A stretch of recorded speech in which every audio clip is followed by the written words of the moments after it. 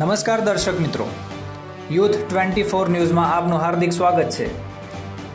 વર્ષ 1982માં સંયુક્ત રાષ્ટ્ર સંઘ દ્વારા એક સમિતિની રચના કરવામાં આવી હતી, જેની પ્રથમ મીટિંગ 1982માં જ 9 ઓગસ્ટે મળી હતી। તેના 10 વર્ષ પછી 1992માં બ્રાઝિલના રિયો ડી જાનેરો ખાતે પૃથ્વી પરિષદનું આયોજન થયું, જેમાં 68 દેશોના 400 જેટલા આદિવાસીઓ આગેવાનોએ ભાગ લીધો હતો અને વિશ્વ સમાજ સમક્ષ આદિવાસી તેમજ પ્રકૃતિ બચાવવા માટે અપીલ કરી હતી।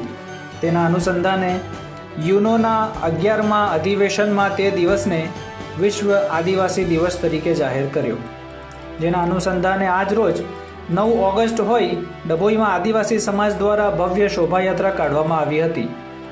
ડભોઈના રસ્તાઓ જય જોહાર જય આદિવાસીના નારાથી ગુંજી ઉઠ્યા હતા, જેમાં હજારોની સંખ્યામાં આદિવાસી લોકો ઉપસ્થિત રહ્યા હતા અને આ શોભાયાત્રાને 4 ચાંદ લગાવી દીધા હતા।